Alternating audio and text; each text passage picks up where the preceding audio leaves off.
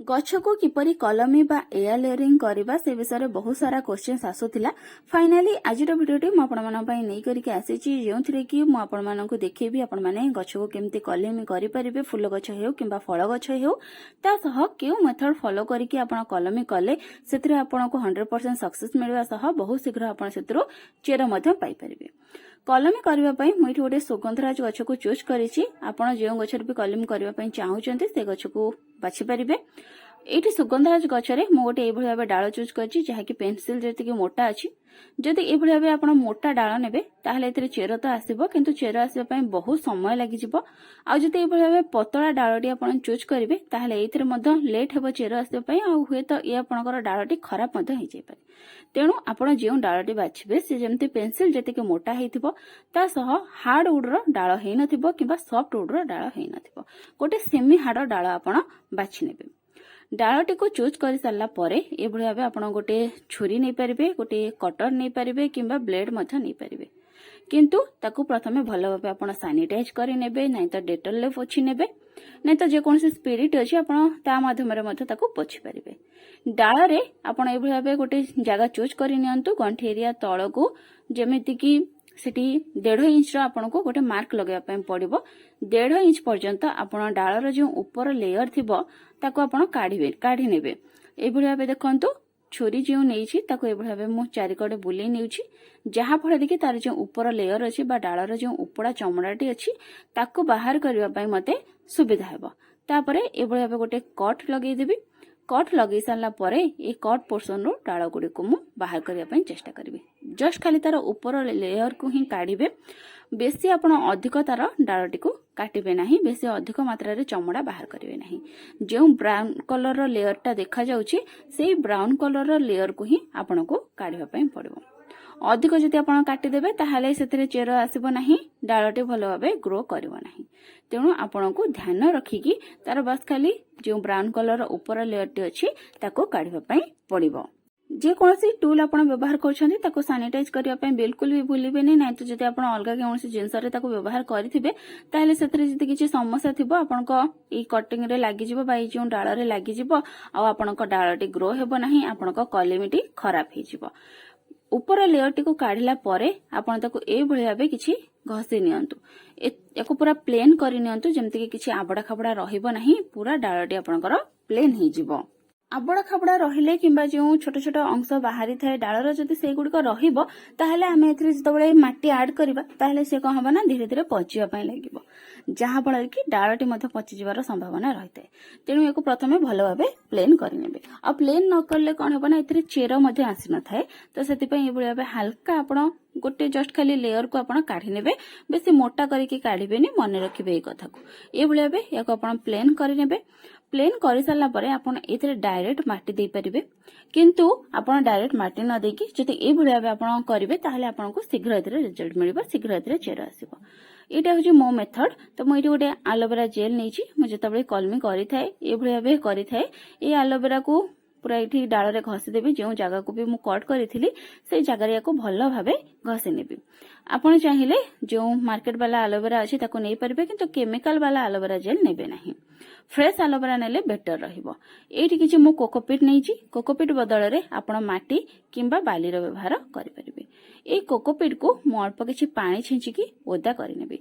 जो भी soil media नियंतु, cocopeat नियंतु, बाली नियंतु किंबा माटी नियंतु, से टिके मॉइस्ट रहिबा निहाती दरकार।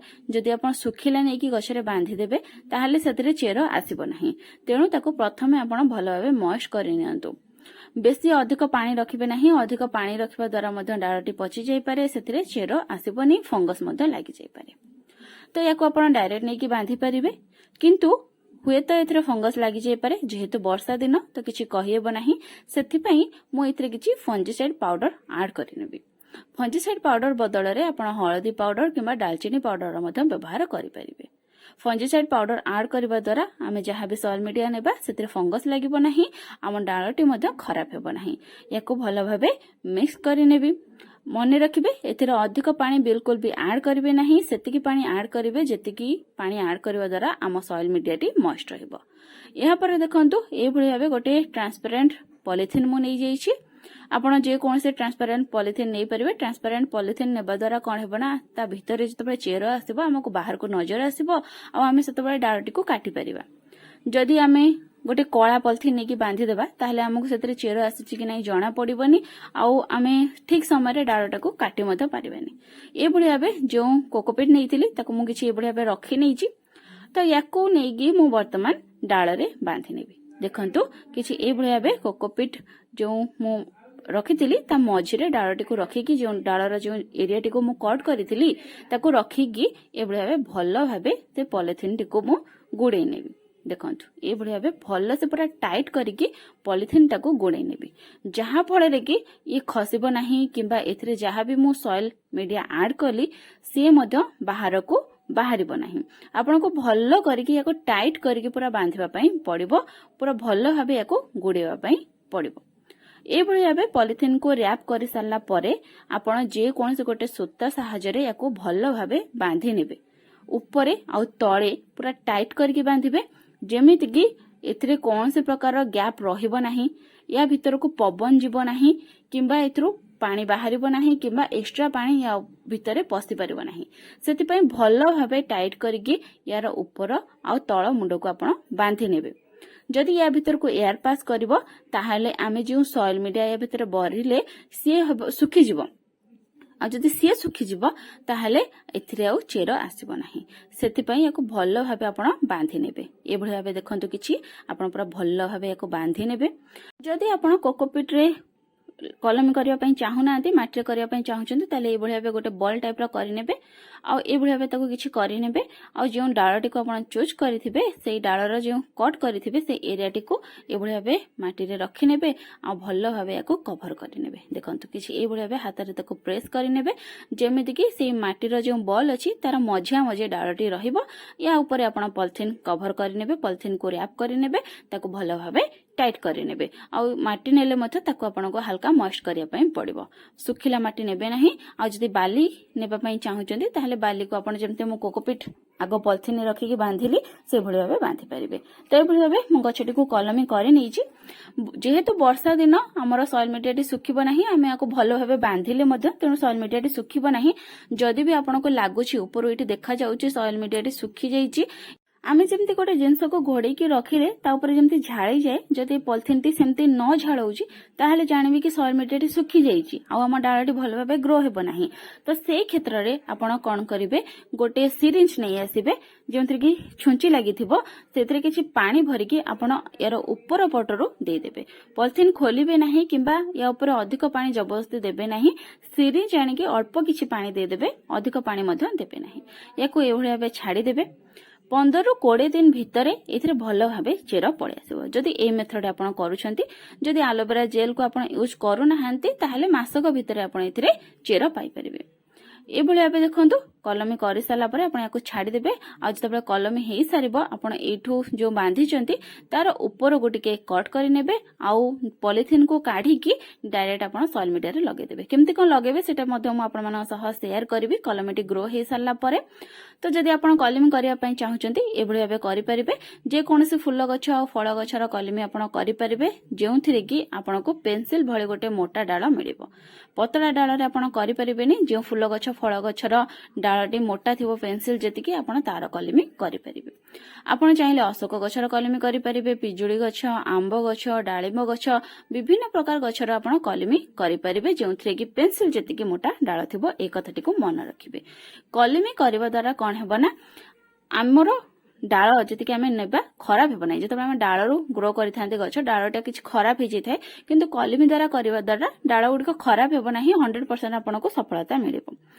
ता सह कलमी द्वारा जो गछ को ग्रो करा जाय सेथिरे हमको शीघ्र फूल आ फळ मिलि थाए डाळरो ग्रो करबा तुलना रे किंबा मंजीरो ग्रो करबा तुलना रे। एहा छडा आमे जतबळे कलमी करिथांती गछर किछि क्षति होय न थाए गछर ग्रोथ मध्य स्लो होय न थाए। जो मदर प्लांट थाए तार ग्रोथ स्लो होय न थाए।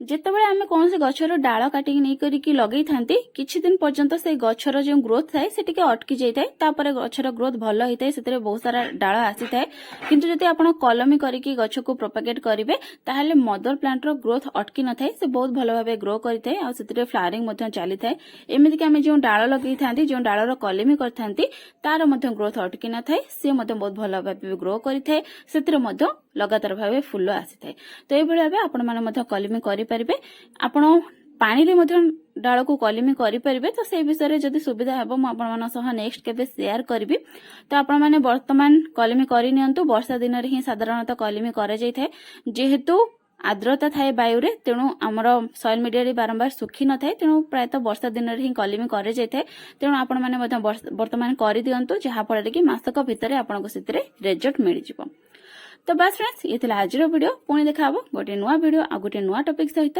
से पर्यंत गछ लगौ थांतु खुश रे थांतु thank you happy gardening take care आपण मानकु जदि किछि अलग मेथड जणा अछि कलमी करिवार ताहाले निश्चय आपण माने मो सह शेयर करिवे जानि करी मु निश्चय खुशी हेबी।